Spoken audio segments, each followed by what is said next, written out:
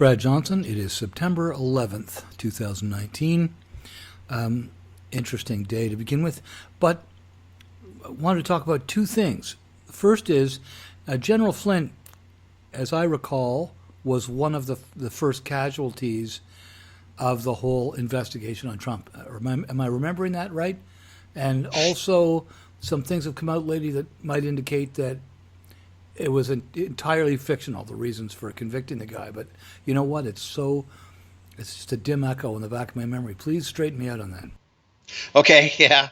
Yes, you're correct. General Flynn was the first national security advisor of the president, the head of the National Security Council, if you will. And he, now the current man, John Bolton, who has just left, was the third one in under the president's first part of his first term, and which, by the way, is a little bit of a record, I'm afraid. Not the most positive thing in the world, but yeah, General Flynn was forced out, and now so he made a plea deal and pled guilty and is accepting a certain type of sentence that was negotiated with the prosecutors and then presented to the judge who has to accept it. Now, what's very interesting is what he did. Well, he's back in court, been back in court over the last week or so. His last round of court, and this is something we have talked about in previous interviews, in his last stint in court, the judge just berated him, and said, "You're willing to be branded a traitor after all your years in the military, and that makes you, a no good so-and-so, traitor to your country. You're not a patriot. You're not anything, good, blah, blah, blah." The judge went off on him. Now, he sat quietly through all of that and said, "Yes, I accept my sentence," and kept his mouth shut and just endured the verbal beating up by the judge. The judge goes out and comes back and then says, "Okay, sorry, just understanding the situation and so on. I apologize. You're a fine person, etc." And but the judge ended up on all of this by basically saying something to the effect of, "I've never put an innocent man, or never convicted an innocent man in a plea deal, and I'm not going to start now." That's kind of how he ended up. Now, there was a great deal of legal analysis of what all this means. Now, I don't really care about the legal analysis of it. What I care about is the human element of it. And I'm not looking at the judge as some sort of legal entity. I'm looking at him as a man and as a person, how he responded to this. And let's not forget, judges are people too. And this judge looked at the situation. He knows it's bogus. He knew way back then it was bogus and doesn't like it because he knows that General Flynn has made this deal basically to protect his son. Now, what has slowly come out, and now what's being presented in court by General Flynn's new lawyer, are these details. What is surfacing, and just in a nutshell, not going into tremendous detail on this, but what's surfacing on it is that and let's keep in mind, General Flynn was interviewed by Peter Strzok, who's the disgraced senior FBI head of the CI division, the counterintelligence division of the FBI. So he was interviewed by that guy, Strzok, and other people as well. But out of all of those reports that everybody wrote up on meeting him, those reports stated that the FBI agents all concluded that General Flynn was telling them the absolute truth all along and had nothing to do, wasn't doing anything wrong anywhere. He didn't perjure himself, didn't do anything to mess with their investigation, told them everything he knew in a truthful fashion. That was the conclusion. General Flynn, under these circumstances, has been, as this information starts to come out, has shown to be basically completely innocent of what the original charges were against him and the supposed reason for the investigation against him. Now, part of that, because this shows that behind the scenes, there was a lot of discussion. If he's innocent, how do we nail him? Now, what's important about that and deeply significant, and once again, the President of the United States, Donald Trump, is the big winner on this. The reason is because the guy's innocent, but you go after him anyway. Why? And, of course, it's political. They needed to nail this guy and get him out of there to weaken the president of the United States and get him, who knew a lot of how these things work, out of the way so that he wouldn't be interfering and creating trouble for their continued operation, which was to remove the president, legally elected president of the United States. So these pieces of this are starting to surface, and this is like two things. It's making the president look awfully good that he's been saying all this stuff is fake. It's proof, documentary proof, that this was political in nature. So what they did, since they couldn't really find anything that General Flynn did wrong, they went and looked and found some things about the son. Now, apparently there were some questions about the son's behavior. I don't know, haven't really looked at the boy, don't really care. But the father, General Flynn, did what any loving father would do, and he's sacrificing his reputation and being convicted of a crime, has been essentially bankrupted by this process to save his son, who is then being targeted by the FBI, and once again for political reasons. So it's a very interesting turn of event. Like I said, as this Flynn case unfolds, and with the documentary proof that's there, why would a prosecutor withhold information that they're required through the discovery process to provide to the defense team, and did not? So, like I said, there's a lot of problems starting to unfold there, and it's back to the same crew. Who was there at the time? Jim Comey, Peter Strzok, all of these same cast of characters. So there's a pattern starting to develop, which is a criminal pattern of behavior on their part that is politically motivated.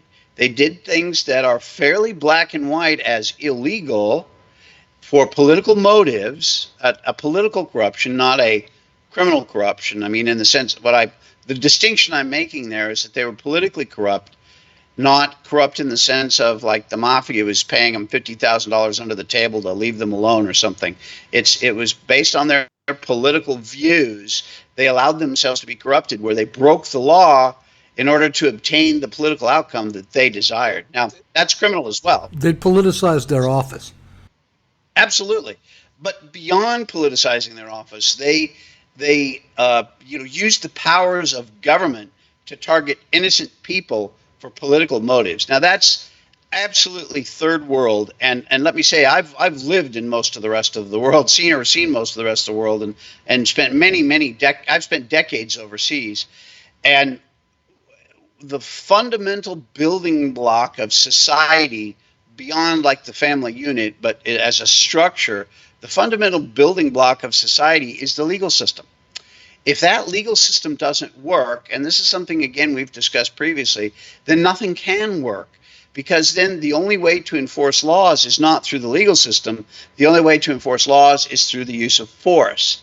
And so basically you have everything devolve to fiefdoms of criminal power, because who's willing to go kill people to enforce a contract? Well, not the average person.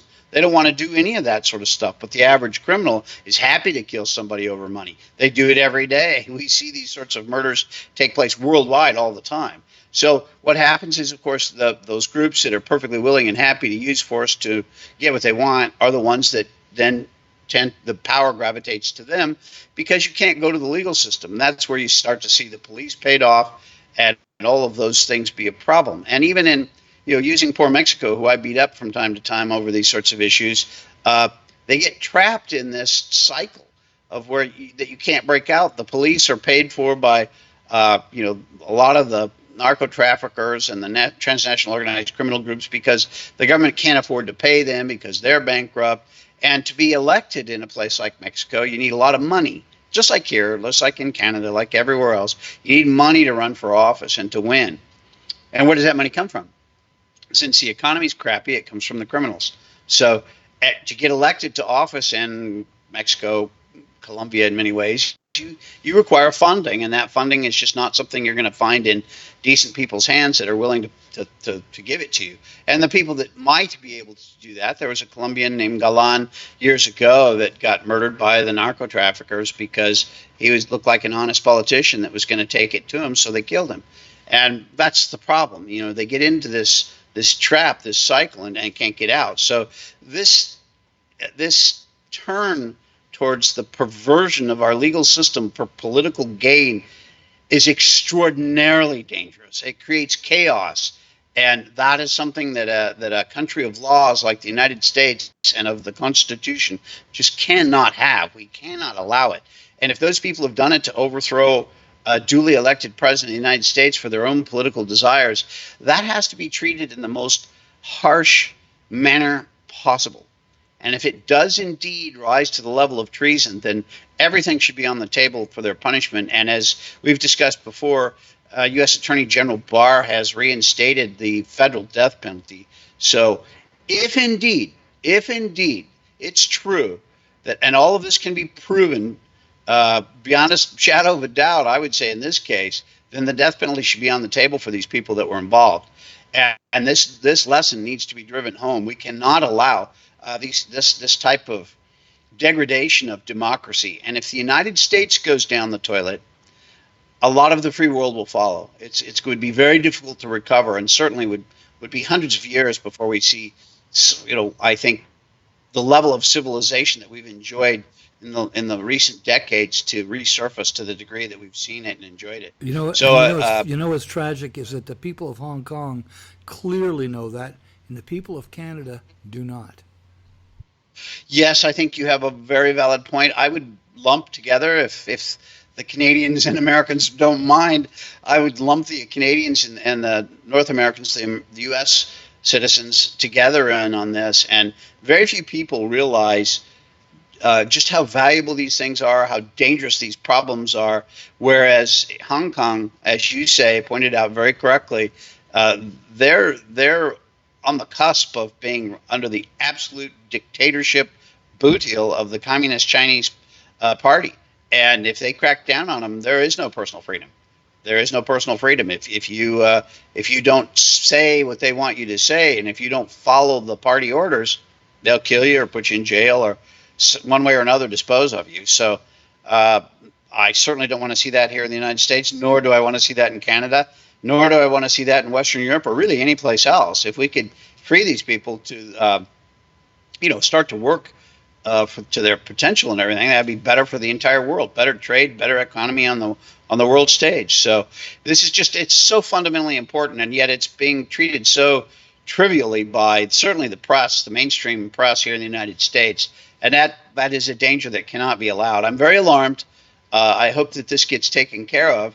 I hope AG Barr comes through with everything that I believe he will, and we'll see. But I think right now it looks like the General Flynn case has jumped to the forefront, and and a lot of this through his new lawyer legal team are really starting to pump these documents out. So that gets in front of that judge. I think the judge is going to be very friendly to this because, like I said, he's recognized from the beginning this whole thing is bogus. And so this is the right circumstance to start to bring these people, the criminality of these people, to the surface so everybody can see it. So we'll see. But it's a very, very interesting stage. And now these things unwind slowly through the legal system, so it's not like we're going to get big pieces out, necessarily every day. But there's going to be some major things happening in that case over the short to midterm and over the next month, 2, 3. We're going to start to see these things pop up as it winds through the legal process. So this is something for everyone to keep their eye on. It's in the scheme of things, it's very important for General Flynn personally. I'm thinking right now he's got an extremely good chance of being completely exonerated. And in fact, the people who persecuted him, not just prosecuted him, are going to be in some legal trouble. So that would be justice, it appears, based on what we see. So looking forward to see this unfold.